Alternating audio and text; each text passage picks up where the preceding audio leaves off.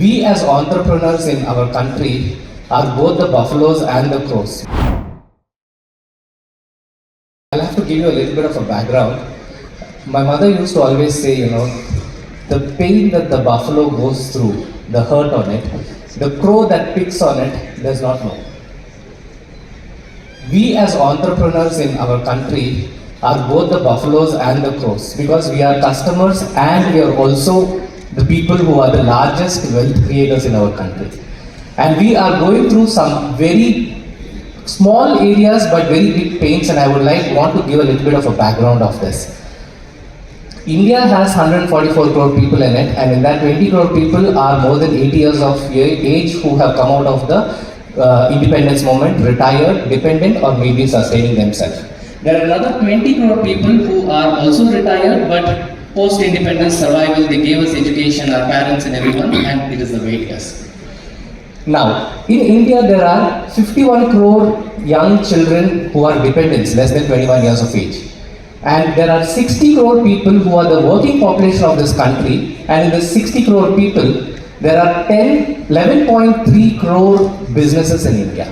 In these 11.3 crore businesses, 5 crore businesses are just the everyday survival businesses like fruit vendors, vegetable vendors, doing their menial jobs every day as some kind of an entrepreneur themselves.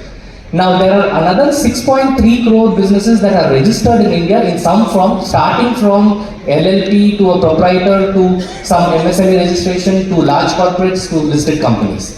Now the problem that we are facing in our country is all entrepreneurs have customers, okay, and everyone will serve their customer, and there is an unsaid agenda that we entrepreneurs want to promote our product and sell our products, but we are also bankers in this country. We have to be a banker. If we start our business, first and foremost, we have to have money to lend to our customer in the form of provide a material and then wait for the money to be given to us after 3 months, 4 months, 5 months, 6 months, and even 18 months.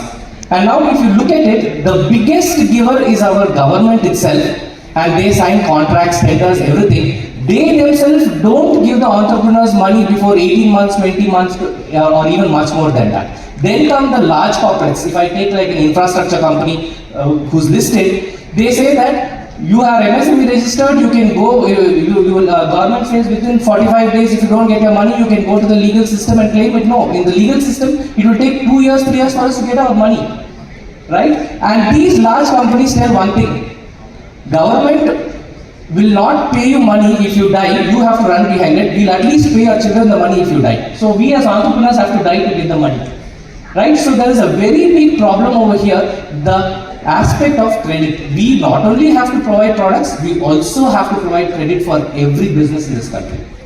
Now there are two proposals that I would like to make. When we all buy clothes, we go to a retail showroom, we pay money for the cloth, immediately take it and come. Or we have a credit card, we take 45 days credit and we get that cloth. If you don't pay within 45 days credit period, you will pay an interest which is double, triple the piece of that cloth, and your CIBIL rating will go. But that same system is not applicable to other businesses in this country, and we need to have a credit card, GST based credit card in this country for every entrepreneur who starts his business. And this is a proposal. We have our President of Commerce over here, and we also have our Swamiji over here in HEF. We want from HEF to propose this to our central government that every business should have a GST based credit card, because when you go buy a material, the supplier will immediately get his money. You will swipe the card and within 40 days you will pay it. Otherwise there is money, you will have to pay an interest, your CIBIL rating will get added. And this creates an equality based system for us. Women entrepreneurs can get into business. Today women entrepreneurs in India only can start petty businesses. The inequality is so huge that if you have credit, then you can pitch for a project. If you don't have credit facility, there is no way you can grow.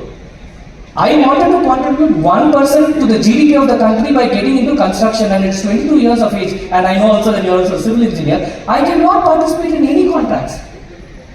The fundamental requirement today is credit. Why should we provide that credit? For a Viksit Bharat, we need to have real-time payment transfers happening. Material is purchased, payment should reach. Service providers work, they have finished their work, the material should reach to them. We talk about a poor country, we are highly exclusive in our methods and practices. We may say Vasudeva Kutumbakam, but then we don't pay our service providers. We don't respect them for the work that we do. The moment the work is done, they are supposed to be paid, and that is human respect, basic human respect. The whole country is running behind respect, respect, respect. But we are not paying our people, we are not paying our vendors, he's paying 30% service, he's paying interest. How does he grow himself? We are not paying our everyday wage earner on time, how will he grow? We are telling infrastructure is bad, but none of us are getting into this infrastructure because we can't avail this credit facility. So my proposal is, second proposal is, all of us should have, when we get into contracts, we should have an escrow-based payment system. An escrow-based payment system means a tender is issued by the government or any private company, they all have money to do that project. The money should sit in the bank. And the moment the work is done, every vendor, every supplier, every service provider should be paid real time. That is where we can become a Viksit Bharat, because money is essential for a better quality of life. And the more we delay that money, their lives are not going to improve. And trust me, out of the 60 crore population in our country, which is a working population, 15 crore is the formal population in businesses. 45 crore is in the unorganized sector. 10 crore farmers, 10 crore construction people. Farmers come to construction, construction people go to farming. It is interoperable. There are 15 crore drivers in this country, and there are 10 crore to 15 crore domestic helps and commercial facility management staff. All of them earning less than 20,000. So we need to bring this ecosystem to make India a Viksit Bharat. And my request from each one of you is, we at HEF want to start a MSME cell.